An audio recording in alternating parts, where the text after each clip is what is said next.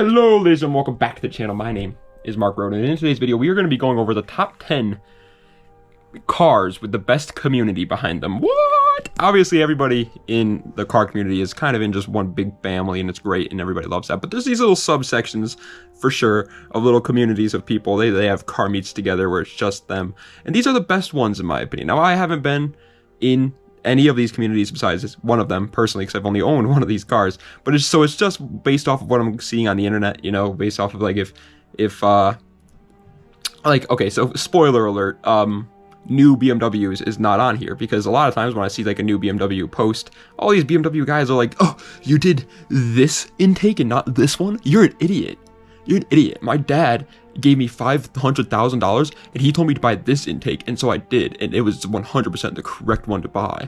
And so like they're not going to be on this list, but these are just communities of people that they're happy. That's all there is to it. They're just happy to see you getting into their community with them. Without further ado, let's get right into it with number 10. And number 10 is a bit of a two for one, baby. The Volvo and Saab communities. These dudes, oh my Lanta, they're kind of like the same, you know, they're not really that different, but they have just this they're like a very small but impactful community. They're like Tyrion from Game of Thrones, right? They're tiny, but they pack a punch. These dudes, you always hear about people in the Volvo community telling people that you should buy a Volvo. Saab is kind of a little bit watered down version of the Volvo guys. I think the Volvo guys are definitely more outspoken than the Saab guys are. But once again, when you bring up Saab to any Saab guy, they're gonna go on a rant, dude. They would know every single car ever made by Saab, what motor it came with, how great it was, the transmission it came with, how reliable it was, how much they're worth. Like, they will know everything. And same with Volvo guys, and they're just great too. You buy a Volvo, they're reliable as hell, safe as hell, they're good cars. Ninth place is a cheat. You know, it's definitely not a car, because it is motorcycles. It is just motorcycles in general, just the entire community out there. Now, I have seen some, you know, motorcycle guys that are just a little bit too full of themselves, and it can get, you know, there are definitely some out there, and that's the reason why it's not higher, because the good part of the motorcycle community is great. Like, they're great guys. They go on rides together all the time. They have tons of fun with each other.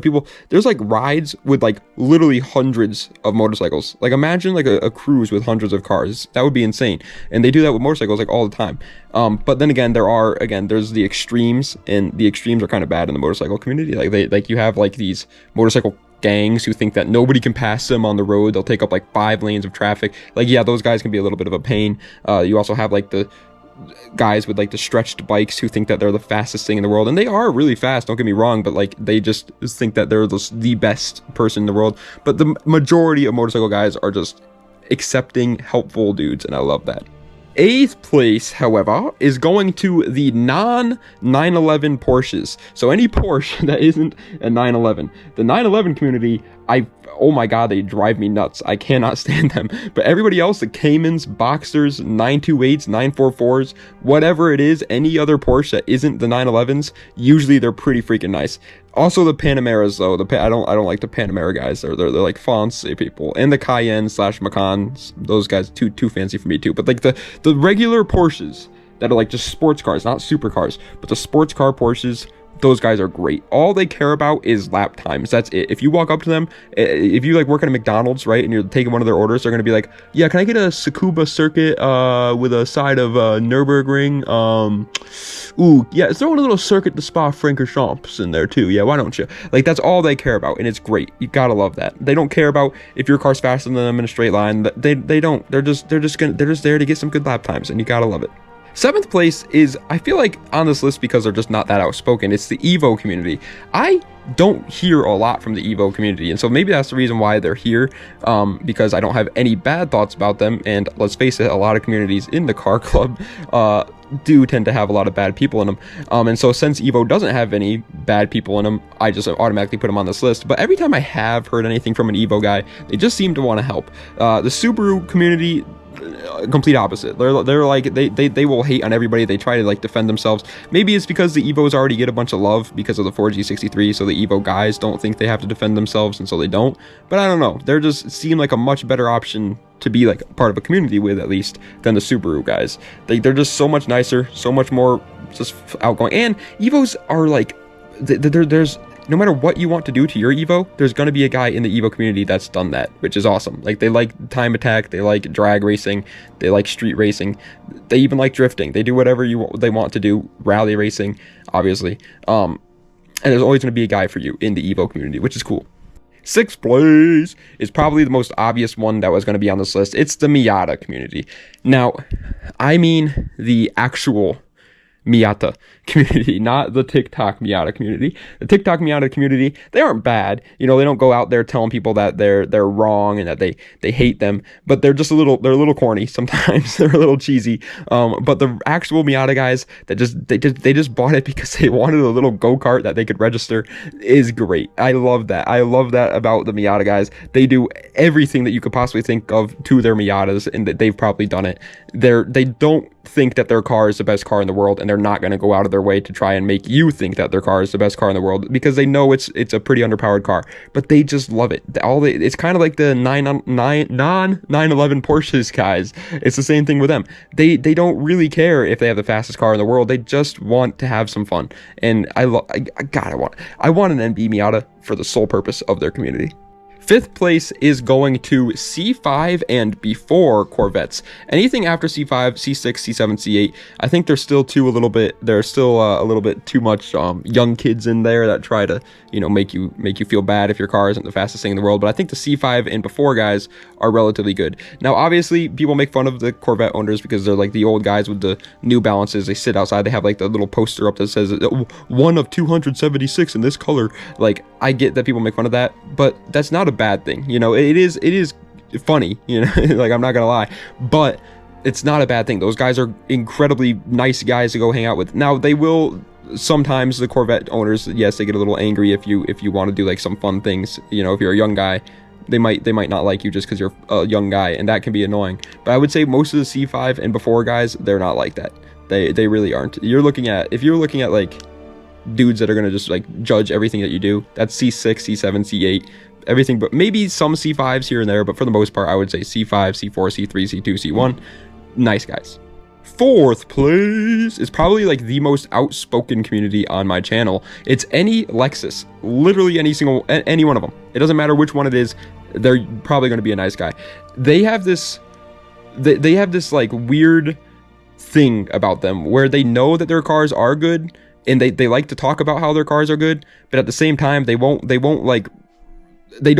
want people to join the community, if that makes any sense. Like, they don't want people buying up their Lexuses, but they still want to tell people that their Lexuses are great, and it's hilarious. But either way, they are good cars. Like, it makes sense why people love them. They're just a more comfortable, more luxurious version of Toyotas, and that's awesome. You know, they're reliable as hell. Most of them are rear-wheel drive, fun little cars to drive, and that's cool. Now, obviously, there is, again, some bad eggs. I would say, like, the more expensive Lexus you get, the more bad the people get. Like, if you're talking LC 500s, yeah, you're probably gonna meet some full of themselves guys.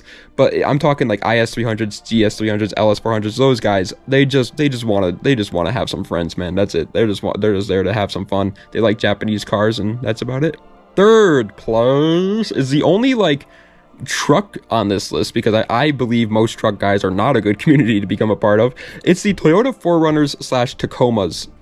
I think they're relatively the same. Like, yeah, I know Tacomas and 4Runners are different vehicles, but the people that are in those communities, they're the same people. Okay, they like the same thing, and they are just the most chill human beings on planet Earth. They never say that their cars are great because they don't want to talk to anybody. They're just off the grid. These guys just go out into the woods, just have a good time with their Tacomas and their 4Runners, and then they come back. That's about it. That's all they do. They know that their trucks aren't like the best truck in the world that can tow the most things. I can pull your truck from here to there. They don't care about that stuff. They just care about having a reliable off-road vehicle. And when they find other people like with off-road reliable vehicles, they're like, hey, you want to go off-road with me and be reliable together? And then they go do it, and it's awesome. I want a 4Runner because of the community. Just like I said before with the Miata, I want a 4Runner just because the community is so great. I'd love to be a part of that. 2nd place is definitely going to be probably a controversial take here, I feel like, because you guys might not like it, but it's the old BMWs. What I mean by old is I would say anything like pre-2000. That's E36, E30, E24, E34. There are some that, you know, some exceptions. Like, I think E39 guys are pretty nice, but for the most part, I would say anything E46 and above, those guys usually are a little bit too full of themselves. And once you get to the new BMWs, like G80 M3s, F80 M3s, those guys are really just, oh my god, they're the opposite of a good community. But the old BMWs, they're just happy-go-lucky. Now when you get into like the really expensive things like an M330, yeah, some of those guys might be a little bit annoying to deal with, but for the most part, they're just going to be nice, happy-go-lucky dudes. They know that their cars aren't good anymore, but they like them because they have such a good history behind them. And I love that. I want an old BMW, not because of the community, because I just like how BMWs are, but still, I want an old BMW for the same reason that they like old BMWs. But first place, this, you guys knew it was going to be here. If you're in the car community for more than 2 minutes, you would realize how good of a community these are. It's the Honda community. I bought an Integra, and I was like, I love the Hondas. I wanted a Honda so bad. So I bought an Integra to see what all the hubbub was about, right?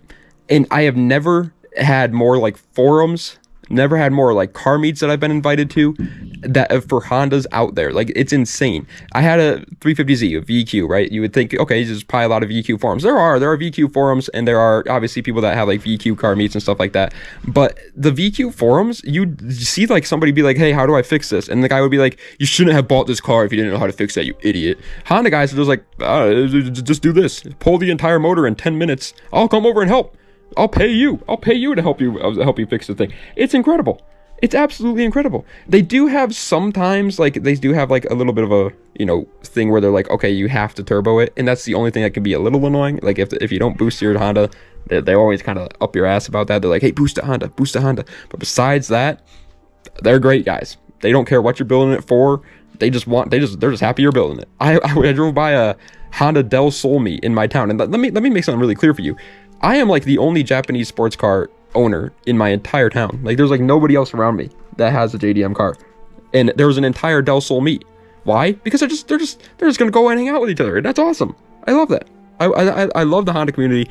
I want to sell my Integra pretty soon to get a different car, but that's going to be the hardest part, is the community, saying goodbye to them, because they're incredible. But ladies and gentlemen, that is the end of today's video of the top 10 best car communities in the car community. Hope you guys enjoyed. If you did, please sure to like, comment, and subscribe to the channel for more content just like this. I already wrote up the top 10 worst communities, so we're probably gonna be doing that in a couple days, because there are some bad communities in the car community, and it was kind of hard to find like good ones, because I genuinely think that there's just like, there's a lot of negative people in the car community, man, and a lot of them, they take up a lot of space, you know.